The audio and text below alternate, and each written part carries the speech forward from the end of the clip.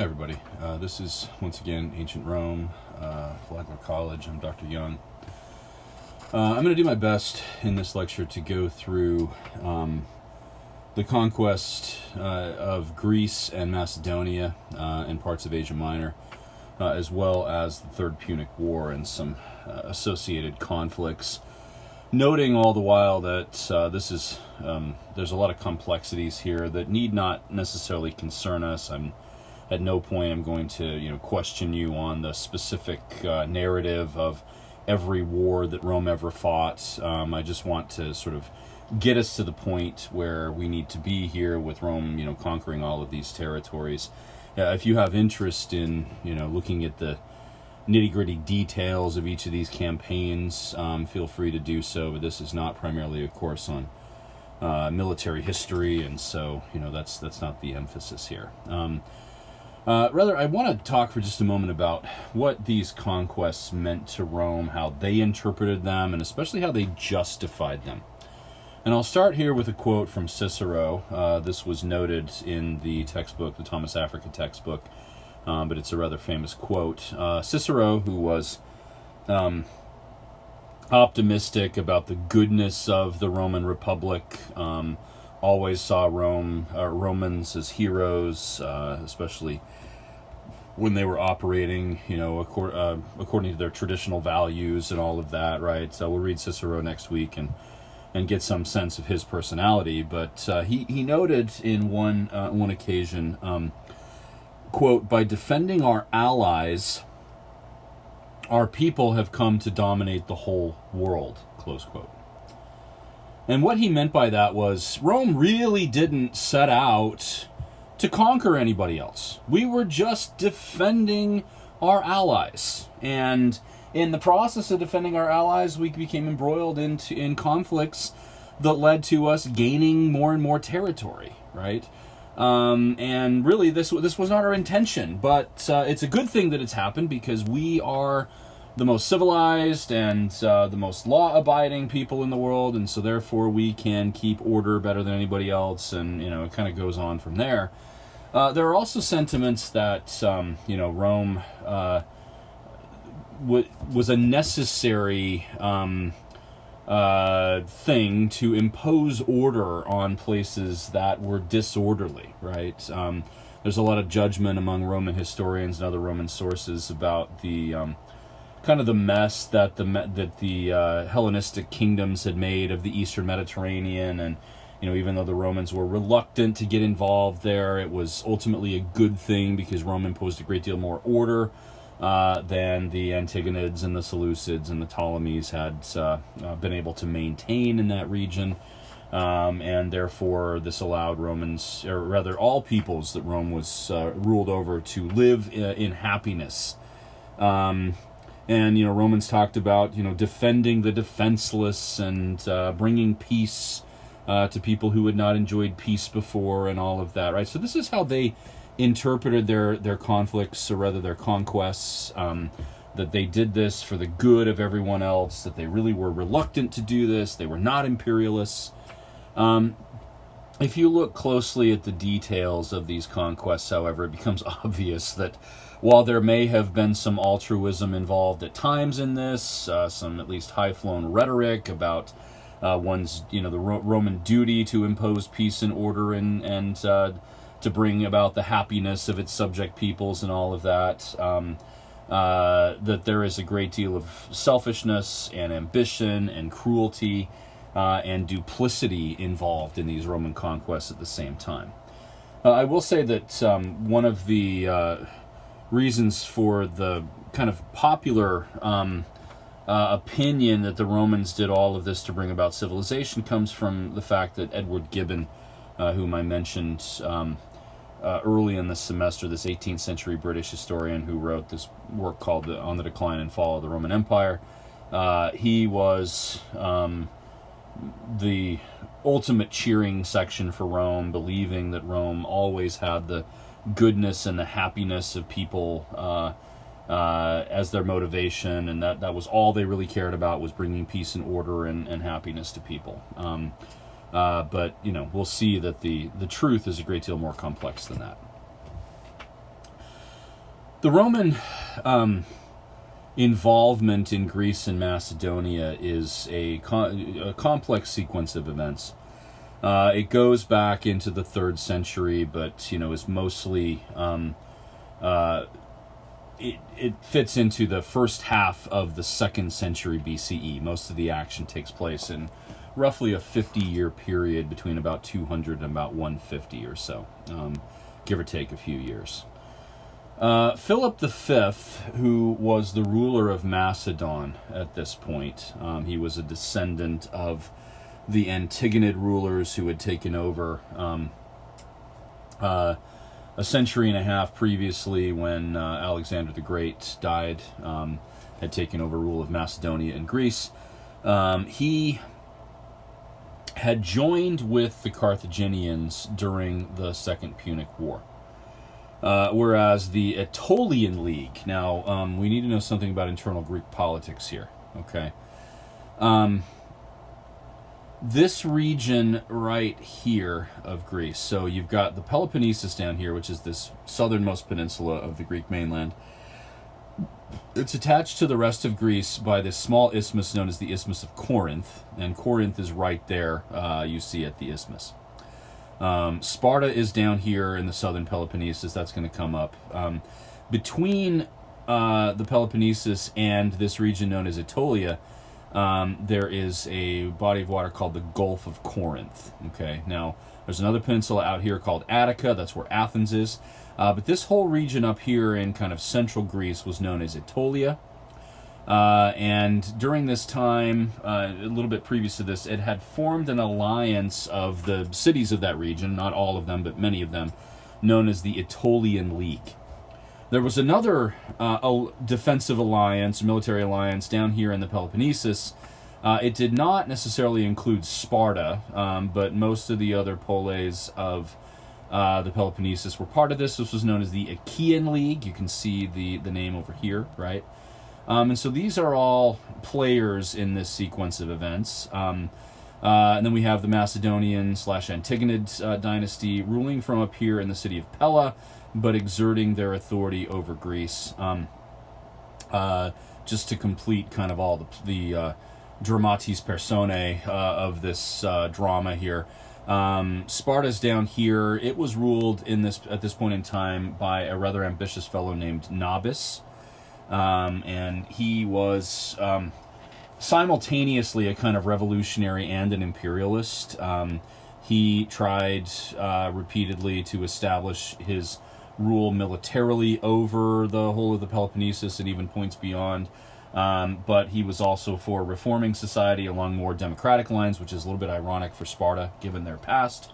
And he had, defeated other poleis in battle and freed their slaves and done other things to bring about change in Greece. And so, both the Aetolians and the Achaeans are kind of caught between the Macedonians on the north and the Spartans on the south, the temporarily reinvigorated Spartans. Over here in Western Asia Minor, we have the kingdom of Pergamum. And Pergamum itself is this city that's also coterminous for the whole kingdom, which is roughly the western part of Asia Minor. It's also known as the Attalid Kingdom, okay, which we talked about, I think, in a previous lecture. And the operative force there was Eumenes II, the Attalid ruler of Pergamum, in the first half of the 2nd century BCE. He was a Roman ally, and he had a really good way of baiting the Romans into becoming involved in the conflicts in this area, though this would later backfire as Rome, would eventually take control of Pergamum and incorporate it into the empire, or rather into the Republic. And so I think we've dealt with all. Oh, and then the last remaining one was the ruler of the Seleucid Empire, Antiochus III, who was ruling from Antioch. He, as one of these Hellenistic kings, had interests more broadly speaking, because the past of this was, with Alexander the Great, and all of this territory had been unified under Alexander. And so Antiochus was looking, frequently for an opportunity to get involved, though he didn't necessarily have the troops or the manpower or anything like that to pull this off. Okay, so because Philip V of Macedon had originally or had allied himself with Hannibal during the Second Punic War, and because the Aetolian League had allied itself with Rome, during that war, Philip had come down into Aetolia and fought against the Aetolians and defeated them in battle. Well, in the aftermath of the war, the Romans, many argued that they ought to go and seek revenge for Philip having defeated their allies. Many Romans were tired of war, given that they had just fought against Hannibal for 20 years. But there were enough in the kind of bellicose camp to eventually push this over, especially because others of their allies were appealing to Rome for help. Okay, or rather for them to get involved in this. Specifically, the Attalid kings, and I did forget to mention Rhodes down here, which was an independent city, actually a quite successful economic power, mostly because they had a strong navy and a strong merchant fleet. Their navy helped to keep the Eastern Mediterranean free of pirates. And so, this Rhodes is a pretty major player in this. They were a Roman ally at this point. And so the Attalids and the Rhodians are trying to bait Rome into getting involved. And they ultimately complied with this. They sent troops over to Greece to defend the Aetolians, both against Philip and against Sparta, because the Achaean League was worried about Sparta, and they got involved on the side of Rome too. The Romans defeated Philip, which really wasn't that surprising given the power of Rome's army at this point and the decline of the Macedonians by this point in time. But the Romans were very chuffed about this, that they had defeated the legendary Macedonian phalanx, made famous by Philip and by Alexander the Great originally, right? So now, in the aftermath of that small skirmish, it's a war, but it really wasn't that large an engagement.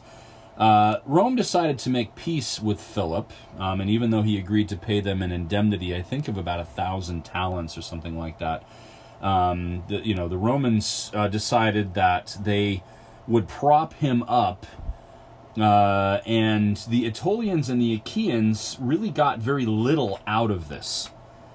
And they started to become disenchanted with Rome. And so in the aftermath of this, they then appealed to Antiochus III of the Seleucid Empire, who, for a brief time, took an army, landed in Greece, though it was obvious that he really wasn't trying to engage Rome militarily or anything like that. And ultimately, Rome ended up sweeping in and kind of taking military rule over much of Greece because of that, because they had appealed. Eventually Rome, and I'm kind of glossing over a lot of details here because I don't want to spend too much time on this and get involved in every little, maneuver in all of this. But eventually, Eumenes II of Pergamum prevailed upon Rome to get involved in their conflict against Antiochus. Because Antiochus was trying to expand his territory up here through Asia Minor and into Thrace, which is this region right here. And Rome Pergamum was freaked out about this because they didn't want to be surrounded, or they didn't want him to have the whole northern frontier of their territory. And so Eumenes prevailed upon Rome to get involved. The Romans marched an army through Thrace, defeated Antiochus, and sent him packing back to Antioch. And he ended up ceding most of the western part of Asia Minor, everything west and north of the Taurus Mountains, which are kind of run along here, okay, to Rome. And Rome didn't want to rule this directly at this point. They turned most of this territory over to Pergamum, over to the Attalids, and the Attalids were thrilled by this, right? Now, in the meantime, Philip V died, and he was succeeded by his son Perseus.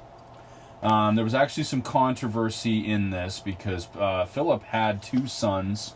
His younger son's name was Demetrius, and Demetrius was had been a hostage in Rome and was had lived there for several years and had made friends in Rome.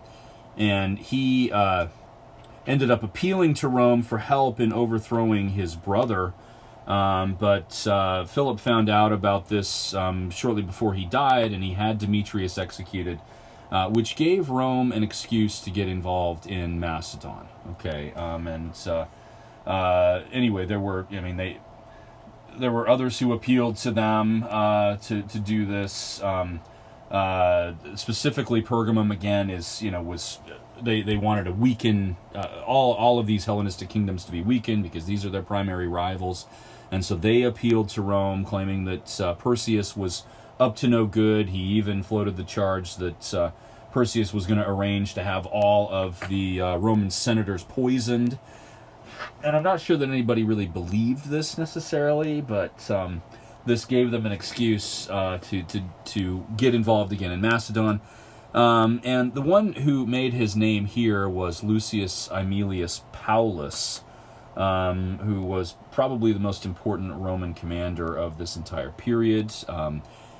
He took an army over to Macedonia, defeated Perseus, took Perseus captive, actually sort of dragged him through the streets of Rome during his triumph, and then Perseus ended up dying in a Roman prison.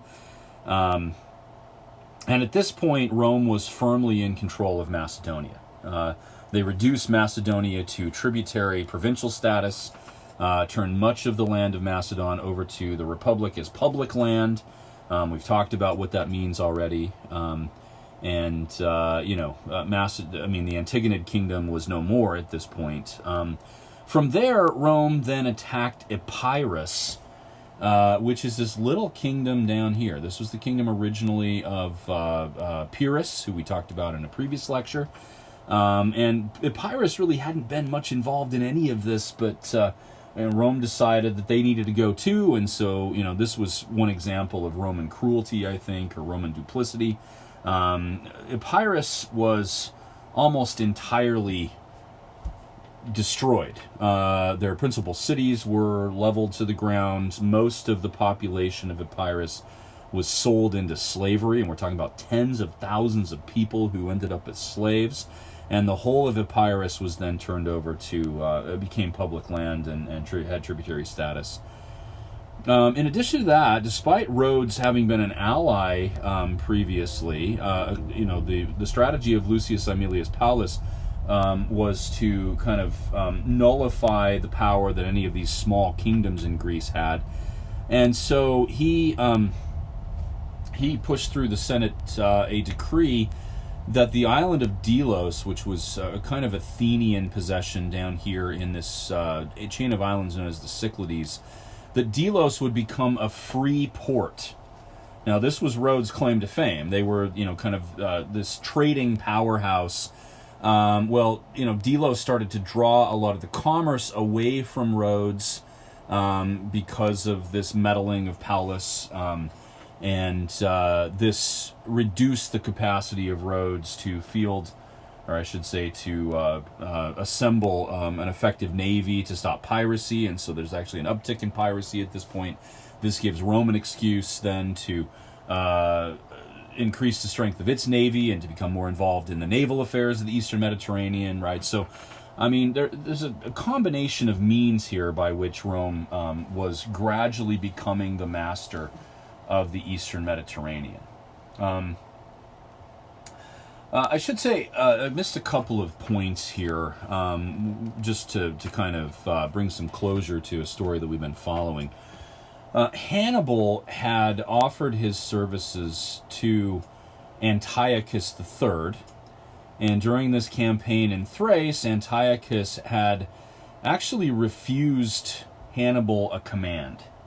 He decided that Hannibal was washed up and probably the greatest asset he had, the most incisive military thinker in all of ancient history. He didn't employ very well, and after Rome's defeat of Antiochus in Thrace, Hannibal then fled to Bithynia, which is this region up here in northern Asia Minor, which was a small independent kingdom at this point, and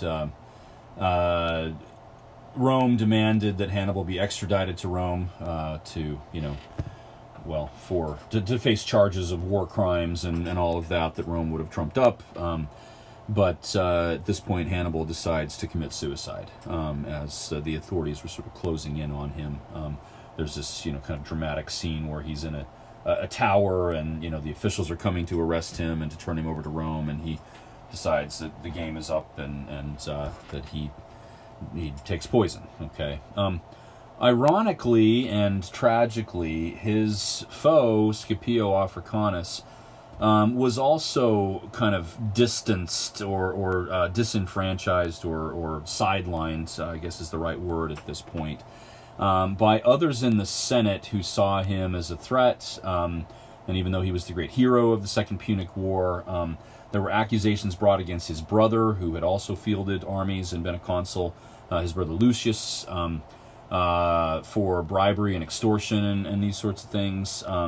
And Scipio tried to defend his brother, and both of them ended up disgraced. And Scipio and Hannibal actually died in the very same year, which was 183 BCE. The ultimate result of the Greek meddling in this, and this is especially because of the actions of Lucius Aemilius Paulus, was that the Achaean League tried to rebel in the 150s and early 140s against Rome. And Rome had, in the aftermath of the war against Antiochus, accused various Greeks of siding with him. They had done the same thing during the war with Perseus. And so Rome came up with all sorts of excuses to impose greater and greater military rule over the majority of Greece. And this led to a rebellion by the Achaean League, and ultimately Rome defeated the Achaean League and decided to make an example of the city of Corinth, which had been at the center of this rebellion. Corinth, which was an ancient city, which had been one of the great producers of art and culture going back into the archaic age of Greece, was leveled to the ground, and most of its population was sold into slavery. It was the word for this again is devotio, right? It was devoted to the gods, as the Romans would have put it. But what we really should read by that is genocide. Okay. And so the Romans destroyed Corinth. It was eventually rebuilt.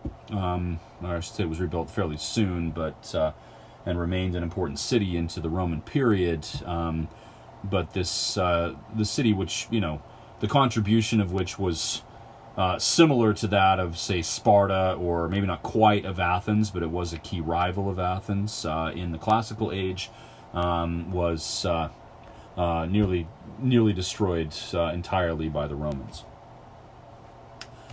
Okay, now just to finish out the kind of what's happening in the Eastern Mediterranean up to roughly the middle of the 2nd century BCE, Antiochus IV, who succeeded his father Antiochus III in the Seleucid Empire, he decided to attack Egypt because, the Ptolemaic dynasty had by this point become a mess. It was constantly embroiled in scandals and squabbles over the throne between various claimants within the Ptolemaic family. Antiochus was related by marriage, actually, to the all of the kind of would-be rulers of the Ptolemaic dynasty. We have Ptolemy the Sixth and Ptolemy the Eighth, who were fighting against each other. Frankly, I'm not sure exactly what happened to Ptolemy the Seventh. But Antiochus tried to interfere and bring some order to the Ptolemaic kingdom, and in the process extend his authority. And when he did this, others in the area, including the Ptolemies themselves, appealed to Rome for help. And the Romans sent a delegation there, a senatorial delegation, and the envoy, I should say, insulted Antiochus, and at one point he actually drew a circle in the sand around his feet, and he said, "We demand that you leave Egypt, and you may not leave that circle until you give us an answer. Are we going to go to war, or are you going to leave?" And Antiochus, who was humiliated but also afraid, declared that he would leave Egypt, and this really left Egypt in the hands of Rome, although it continued to be ruled by members of the Ptolemaic dynasty for about another century. And we're going to follow this. We'll get all the way to Cleopatra, of course.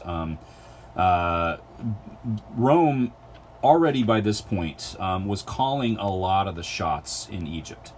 The Ptolemies appealed constantly to Rome for help, for advice.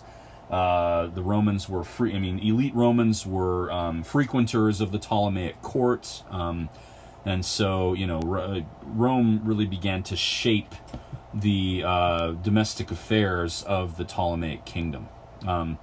In addition to that, to further weaken the hold that the Seleucids had on this area, the Romans threw their support behind the Hasmoneans, this Jewish dynasty who had revolted against the Seleucids in the so-called Maccabean revolt, which is commemorated by the Jewish holiday of Hanukkah.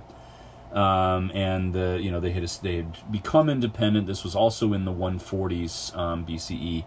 And Rome agreed to support the Hasmoneans. They ended up becoming some of their strongest supporters. Eventually, this would lead Rome into the orbit of Judea and ultimately into the incorporation of it.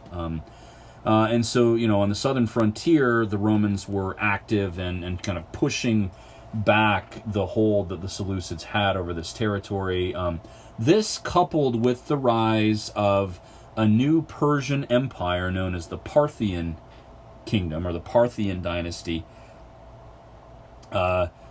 further weakened the Seleucids to the point where they were on life support. Okay, the Seleucids are not going to last much longer. We'll talk about their final downfall with the campaigns of Pompey the Great later on.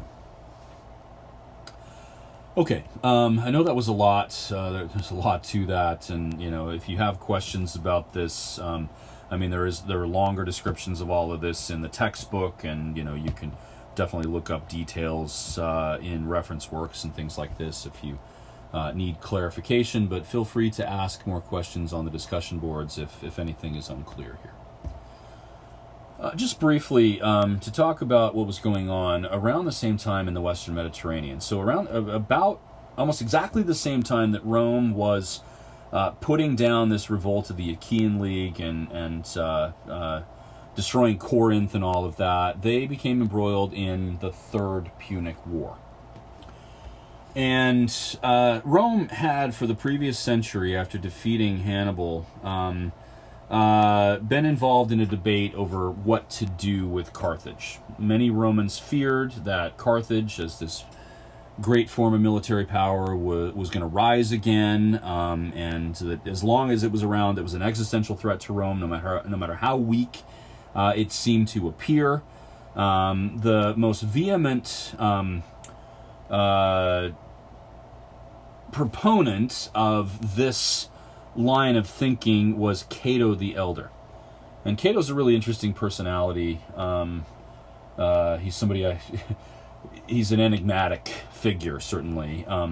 He was a veteran of the Second Punic War. He had been a quaestor as a young man during that time, had gone on to... he was actually a novus homo. He had been a tribune before that, but he had gone on to a distinguished career, and was at this point one of the most respected voices in Rome, though somewhat controversial because he was a novus homo. Cato gave a series of impassioned speeches in the Senate. His most famous phrase, Carthago delegendum est, or delegenda, I can't remember what the conjugation on that is. Anyway, Carthage must be destroyed is what that means, right? And so he was arguing this repeatedly and seeking out any piece of evidence that would demonstrate that Carthage was trying to rearm and trying to come back from its defeat and all of that.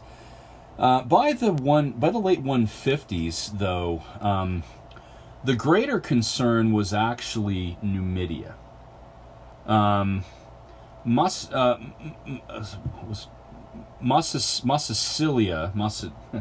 Gosh, what is his name again? The ruler of Numidia that the Romans had helped come to power, right?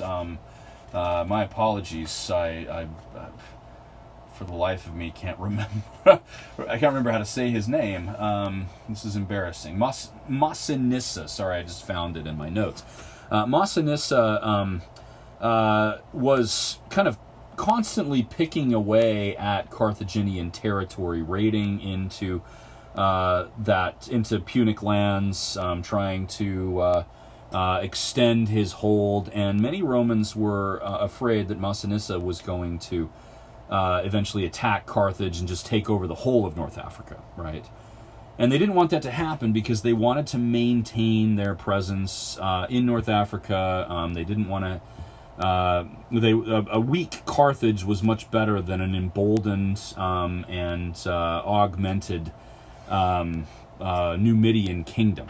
Okay, and so this is what brought a lot of people around to the idea of fighting against Carthage again. Okay.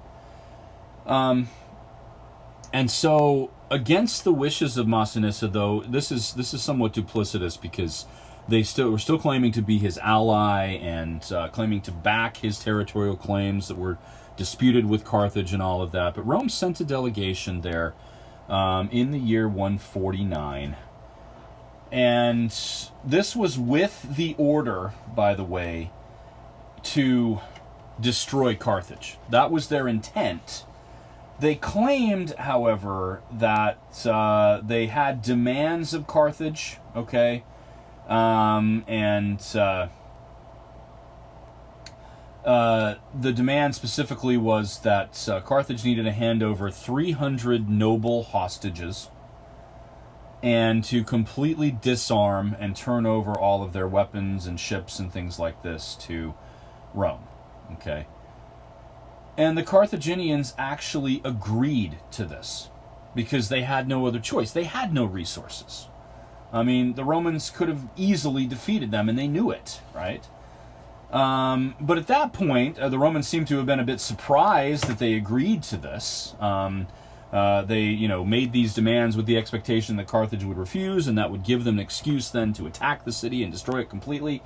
The Romans then revealed that they actually were there to destroy the city, that the entire city was to be evacuated, that the city was to be burned completely, and that the population of Carthage was to be resettled. And we're not sure exactly what the Romans intended for that, whether this was going to be enslavement or what.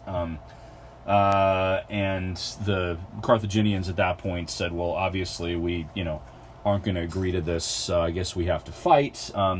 Massinissa, moreover, was upset because he recognized that the Romans were making a play for the control of Carthaginian territory. And this is eventually going to lead to a war with Numidia, which comes a couple decades after this. Now, Rome then besieged Carthage, and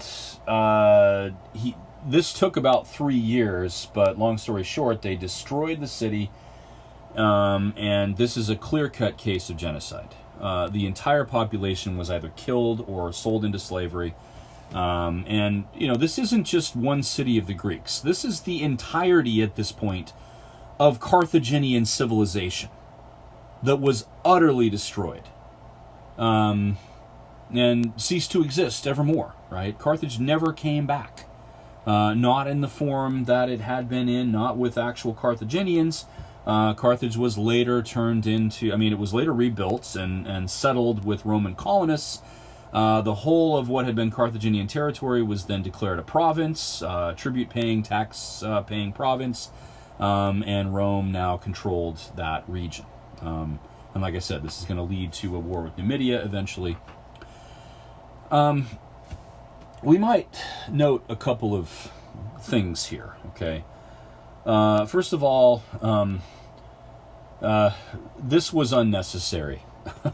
I think that it's important to point that out, that all of those who argued that Rome was really just bringing civilization and happiness and all of that to people, well, this is naked imperialism. This is naked ambition. There really was no reason to destroy Carthage. It was not an existential threat to Rome. And that's a debate that has been had for a long time. Certainly, those who have been friendly to Rome have tried to concoct reasons why it was necessary to destroy Carthage, and to say, well, this is all justified because ultimately Rome civilizes the whole of the Mediterranean, and Carthage was really an impediment to that civilization, given that they practiced human sacrifice and did all these other unsavory things. But that gets into really thorny ethical territory, and I'm certainly not willing to go there, right? I see this as the most obvious case of genocide in the ancient world. And so, I guess that's... I'm not sure that there's much debate about that necessarily, but, this is a pretty disturbing turn of events, and I think is a black mark on kind of the Roman cultural legacy for sure. Now, the other thing that I need to mention here is that, and I'll come back to those last couple points. At this point, Rome controls, let's take a look at this map and discuss this, okay? They control everything in kind of the lavender color and in the pinkish color here, right? All of Iberia, pretty much, except for the northwestern part of it, that would not be subjugated until somewhat later. But these islands in the Mediterranean, the Western Mediterranean, Sicily, Sardinia, Corsica, the Balearic Islands, those are all under Roman rule. Now this little piece of North Africa, former Carthaginian territory, is also under Roman rule, as is all of Macedonia and down into Aetolia, with Achaia and Attica being kind of subject peoples but retaining some amount of independence. And the same, frankly, with Pergamum and Bithynia and and Rhodes and these other places, right? Even the Seleucids are limited to just this at this point. And in a severely weakened state, really just waiting for Rome to come and conquer them. The same can be said to some extent for both Egypt and Numidia, and Cyrenaica, which was controlled by Egypt, or rather the Ptolemies at this point. And so, is this still a republic? Well, I think it's pretty clear that Rome is starting to, can be called an empire at this point, because they've been engaged, first of all, in imperialist ventures. Cicero is not genuine, or not wholly genuine, in saying that they were just defending their allies, that they really didn't want to gain all of these possessions. It's pretty obvious from various things we've talked about here that was not their entire intent, right? That this was often just to add to Rome. They had developed a taste for rule by this point, and they weren't about to let that go. And were becoming accustomed to the advantages of ruling over large territories. I mentioned in an earlier lecture the subjugation of Spain. This is an especially difficult chapter of Roman history to swallow. The tactics that the Romans used to subjugate that peninsula were absolutely brutal, because the Romans considered these people barbarians, little above animals, and they often treated them like animals. And it's another place where we have to just note that Romans are cruel, and they know how to inflict pain on people. We're going to talk next week at length about the problems caused by this expansion. Let me just point out one thing at this point. Okay, I started this week by saying that Rome had a government and a social system designed to govern a city-state, not a political entity with vast land holdings like they now have. And Rome was so conservative, meaning it didn't like to change its political system much, that despite some calls for reform up to this point, if anything, the patricians, the elites, were gaining an even firmer control over affairs. And this is partly due to the fact that some of these novi homines, like Vero, who was one of the consuls who lost the Battle of Cannae against Hannibal, that in some cases the Novi Homines had taken the fall for Roman failures. And this allowed the patricians to gain an even firmer hold over the republican system. And they were by nature conservative. They did not like to change things. Okay. And so the governing of these territories, which included especially taxation and the collection of tribute, was mostly an ad hoc affair. Okay. There wasn't a set way to do this. I mean, Rome would eventually normalize this and make it so that, reigning consuls and praetors would receive a proconsulship or a propraetorship in the year or two after their term in office, where they would go out to some province and become responsible for the collection of taxes and all these things. Really, this is just a reward for having occupied that office, because the possibilities for extortion are almost endless.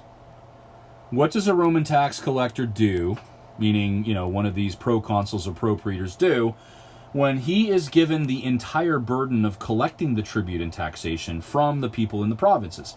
And there are few people monitoring him. The Senate, tried to monitor, but for the most part they just said, go collect the taxes. Well, obviously they're going to say, you owe this amount in taxes, which was the actual amount plus a healthy fee that they added on to that, which they would then pocket. Right? And so the people who were already rich and powerful became even more rich and powerful, to the point where there started to be this gaping wealth chasm between the haves and the have-nots in Rome, right? So provincial extortion becomes a serious problem because Rome simply didn't have an established way of doing this that could stave off any kind of corruption. And this is going to be a problem for the rest of the Republic, okay? That Rome was reluctant to change its system, even to do something necessary like come up with a good way to govern over its empire, right?